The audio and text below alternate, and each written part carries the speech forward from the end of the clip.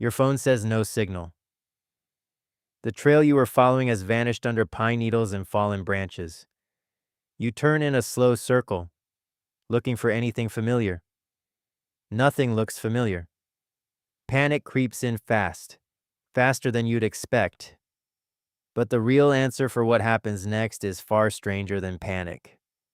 Your brain is about to do something it has done for hundreds of thousands of years, long before maps, long before trails, long before anyone thought to write directions down.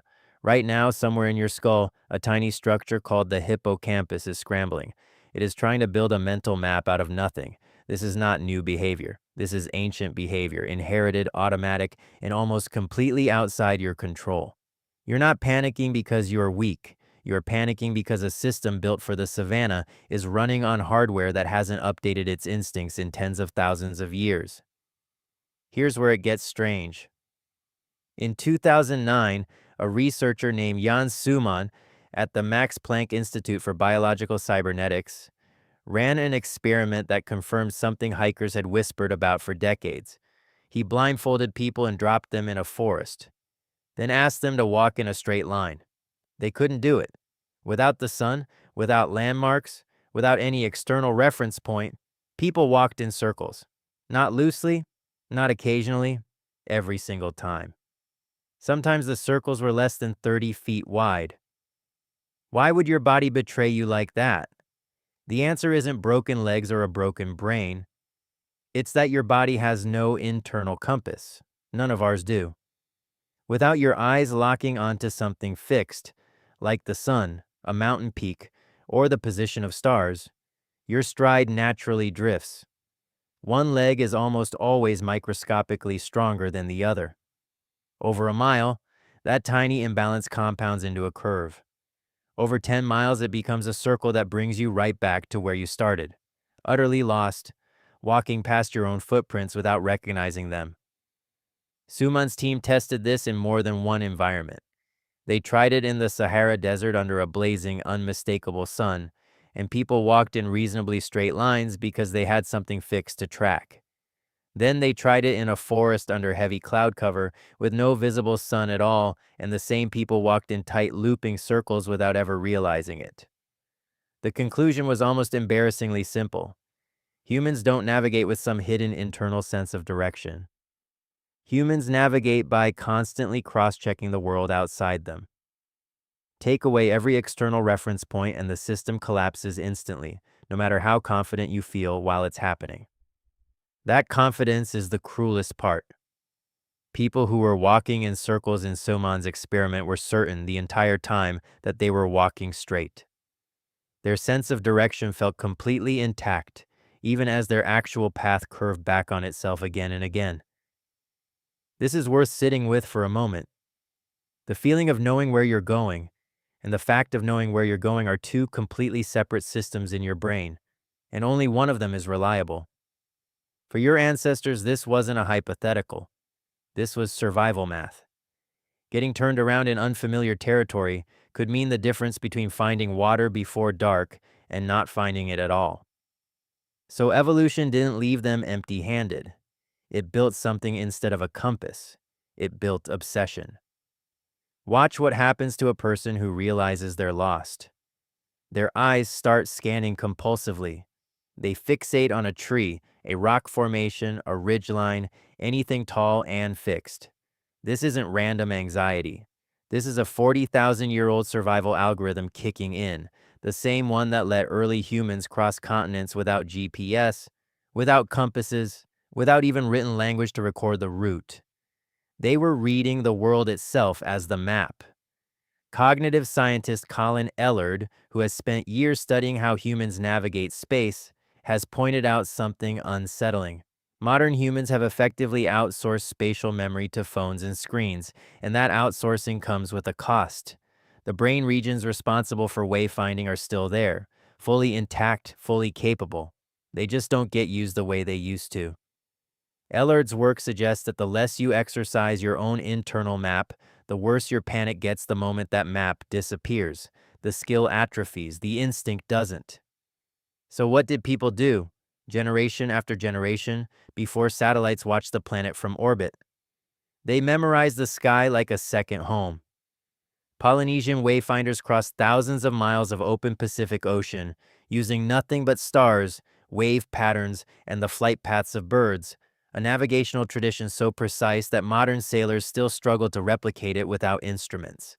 A wayfinder could lie down in the bottom of a canoe and feel the rhythm of swells through the hull, distinguishing one ocean current from another by touch alone, the way you might recognize a song by its first three notes.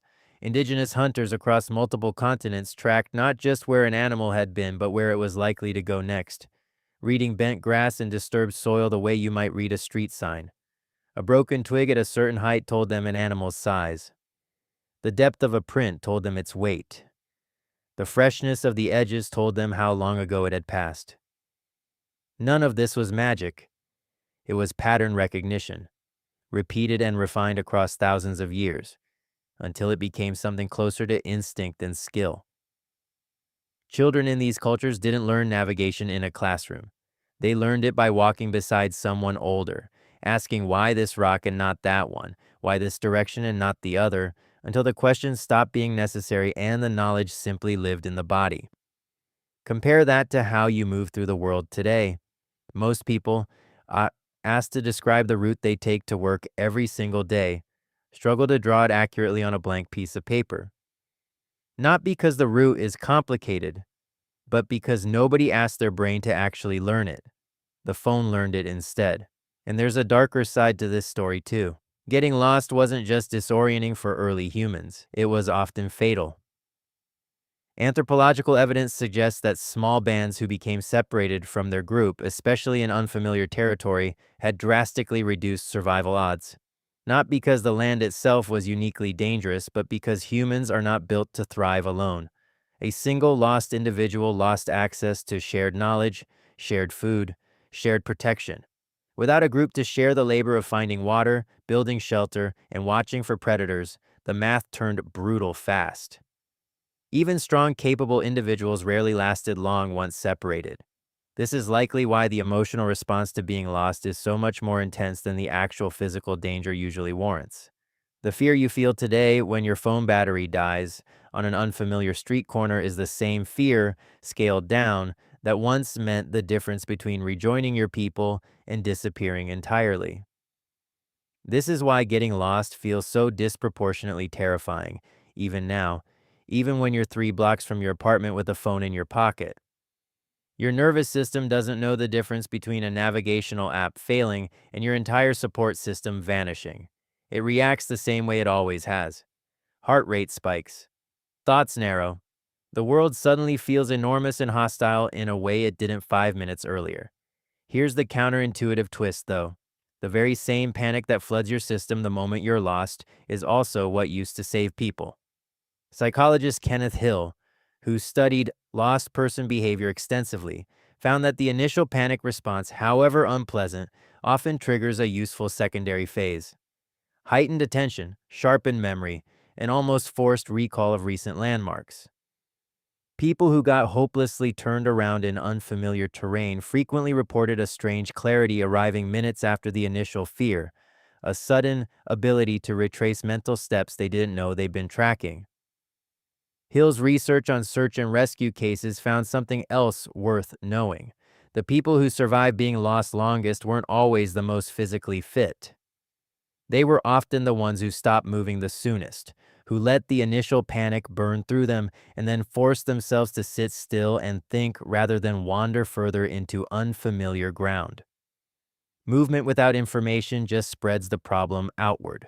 Stillness, paired with careful observation, was what actually narrowed it back down. The discomfort isn't a malfunction, in other words. It's the ignition switch for a more careful kind of attention. Researcher David Strayer at the University of Utah has spent years studying what extended time in unfamiliar technology-free environments does to the brain. His work on what's sometimes called the 3-day effect found that people who spend several days away from screens, navigating by their own senses, show measurable improvements in creative problem solving and attention. In other words, the very disorientation that makes you panic when you're lost is connected to the same systems that, given enough time, make your mind sharper, not duller. Being lost is terrifying in the moment. Being occasionally briefly disoriented might be exactly what an overstimulated modern brain needs. Think about how rarely your brain gets to do this kind of work anymore. Every trip is plotted in advance. Every turn is narrated by a calm voice from your dashboard. Every unfamiliar street is made familiar before you've even left your driveway. Your hippocampus, the same structure that once mapped entire migratory routes across continents, now spends most of its time idle, waiting for a satellite to do its job instead. So the next time your signal drops and the trail disappears beneath the pine needles, notice what your body does. Notice the scanning eyes, the fixation on a distant ridge, the sudden hyper-awareness of every sound in the trees. That isn't malfunction. That's an inheritance. That's the same circuitry that carried small groups of humans across entire continents, through forests and deserts and unmapped coastlines, with nothing but instinct and the position of the sun to guide them. You were never actually using a map. Your ancestors weren't either. You were both reading the world, one landmark at a time, trusting a system built long before anyone thought to draw a line on paper and call it a path. Tonight, when your phone finds its signal again and the trail reappears under your feet, you won't think twice about it. Light will flood back into the screen and the panic will fade like it was never there. But for most of human history, that signal never existed at all. There was only the sky, the ridgeline, the bent grass, and a brain built, against impossible odds, to find its way home anyway.